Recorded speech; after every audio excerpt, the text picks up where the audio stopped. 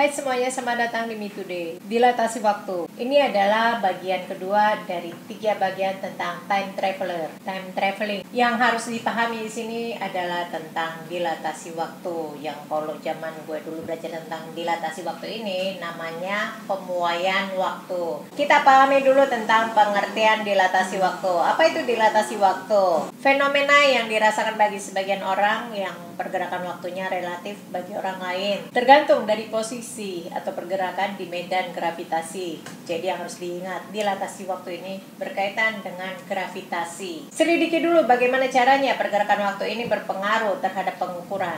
A dan B adalah kembar identik, di mana A mau bepergian ke luar angkasa dan B kembarannya ini mengamati kepergian A dari bumi. B melihat pada saat A sedang bergerak menuju luar angkasa itu, pergerakan waktunya ini sangat lambat. Sedangkan A yang ada di dalam roket tersebut mengalami proper time, waktu proper. B mendapatkan selang waktu yang lebih lambat yang disebut dengan T, di mana nilai T0 didapat dari kejadian di tempat yang sama dalam kerangka acuan dari posisi A atau B, disebut selang waktu proper antar kejadian. Dari B, kejadiannya ini menandai permulaan dan akhir dari selang waktu berada di tempat yang berbeda, sehingga selang waktu terlihat lebih panjang daripada waktu proper. Ini yang disebut dengan dilatasi waktu. Yang kalau kita amati lagi dari kejadian sehari-hari, ya kita lihat saja sehari-harinya kita bangun pagi, lalu berangkat bekerja dan pulang kerja, demikian seterusnya sampai pada waktu weekend kita merasakan waktu terasa lebih lama. Atau kita yang tinggal di kota, kita merasakan pergerakan waktu yang sangat cepat, dan ketika kita mudik pindah ke desa, kita merasakan pergerakan waktu di sana terasa sangat lama. Banyak yang beranggapan kalau waktu itu adalah absolute, padahal tidak semudah yang dipikir. Waktu itu adalah relatif. Kadang kita sendiri nggak menyadari kalau kita sedang mengalami dilatasi waktu.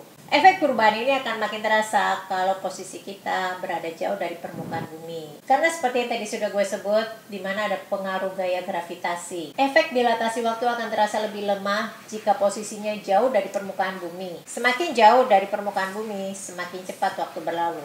Walaupun waktu bernilai relatif, tidak semuanya dibentuk dalam pengalaman sehari-hari ini salah. Waktu tidak berjalan mundur untuk setiap pengamat. Urutan suatu kejadian di suatu tempat akan terlihat dalam urutan yang sama dimanapun. Tidak ada orang yang berada di tempat yang jauh yang dapat mengamati kejadian yang belum terjadi sebelum orang yang terdekat itu melihatnya. Dan tidak ada cara untuk mengintip ke masa depan. Walaupun perspektif waktu dan ruang dari kejadian masa lampau dapat kelihatan berbeda terhadap pengamat yang berbeda. Untuk lebih jelasnya tentang contoh soal dapat dilihat di bab yang ini.